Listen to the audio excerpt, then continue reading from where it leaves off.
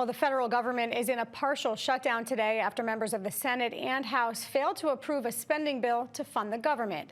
At issue is the funding for the Department of Homeland Security, which oversees ICE and Customs and Border Protection.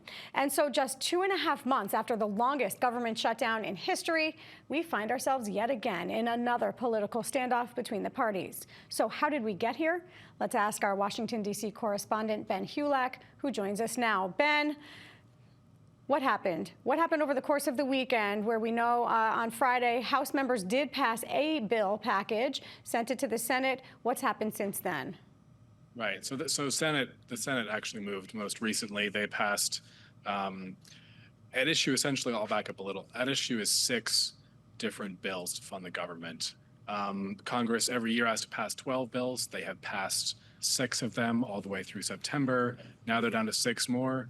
And really, one is the problematic bill in the eyes of this Congress, and that's the bill to fund the Department of Homeland Security, which includes ICE and CBP, as you mentioned. So what Democrats want is big reforms to ICE and CBP, and Republicans are not caving on that. What happened late last week was the Senate passed a short-term measure to keep the Department of Homeland Security running for 2 weeks while Congress negotiates, and then clear the rest of the 5 bills that are still in the wind and punt them back to the House. The House will take them up as soon as tomorrow, but passage at this point is unclear, and the bill at this point is already getting some blowback from the left wing of the Democratic Party and the right wing of the Republican Party. So Mike Johnson here in the House, who has to shepherd this thing to passage, will have to win some Democratic votes, most likely. Yeah, and we've seen a lot of pushback from Republican members of the House who said, look, we did our job. We passed this package of bills. We sent them to the Senate. We're not going to be forced by Democrats in the Senate to give these concessions, which one of them, like you said, is splitting off the funding for that bill.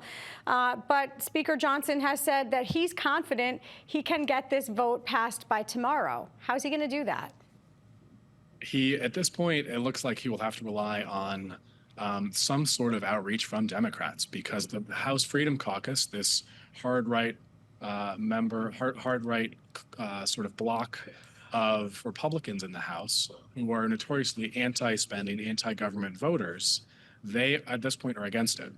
And a handful of members who are Democrats on the Homeland Security Committee, including LaMonica McIver, a Democratic congresswoman who represents Newark, came out with a letter just a little bit ago saying, we will not vote for anything, including the package that does not include DHS money, without dramatic reforms to DHS. And they want to claw me back.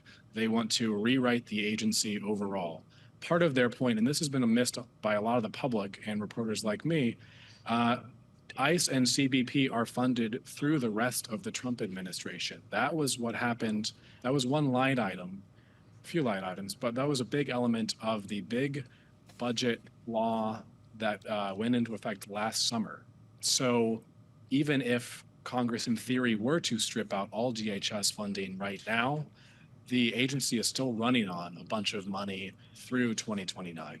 So, Ben, in your take, your analysis of this, how much of it is actually grandstanding by Democrats who, of course, want to appeal to their base and are getting a lot of calls from voters saying defund ICE now? Is this all grandstanding? I don't know about grandstanding. I think if you talk to members who are on the committee that oversees DHS, they will readily know that DHS has been funded through the next 4 years, as I mentioned.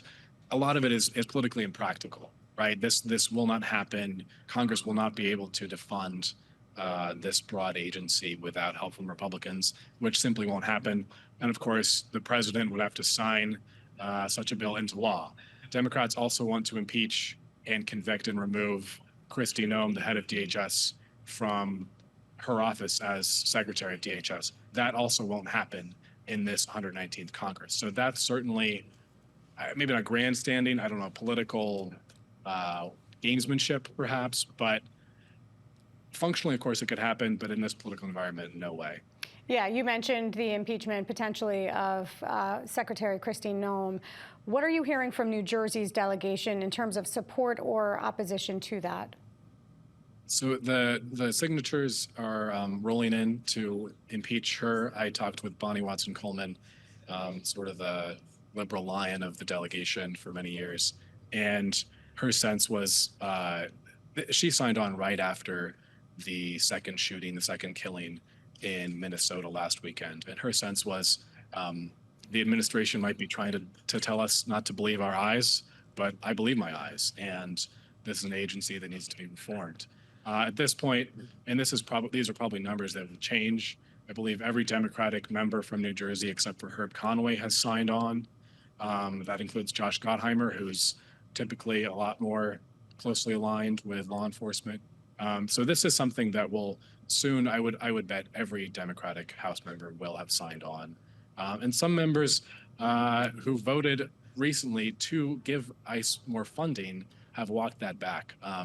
Just across the other side of the Hudson River on Long Island, Tom Suozzi, a Blue Dog Democrat, as Blue Dogs come, voted recently for more DHS funding, and then after the shootings in Minnesota said, you know what, folks, I got it wrong, and this is an agency that needs to be reined in. Just help us understand, Ben, we are in a partial government shutdown. What does that actually mean? In the sort of week, rough period, I would say it doesn't mean a whole lot to the average person. The agencies that could lose, that at this point are in sort of a limbo, funding limbo, are the Pentagon, and then federal agencies for labor, education, health programs, health services. But beyond that, the longer this drags on, as folks know from the fall, that's when really the real life consequences kick in. People start losing paychecks and being furloughed. At this point, we're not nearly there. And it looks like at this point, Congress can dig itself out of this funding hole. You say as long as this drags on, how much longer do they have before we start seeing those furloughs, before people start feeling it in their pocketbooks? I haven't looked at like a congressional sort of layoff chart at this point, but thinking back to the fall, it was several weeks before people really started missing paychecks in the military, in the federal government, and the workforce started feeling it. It's a while.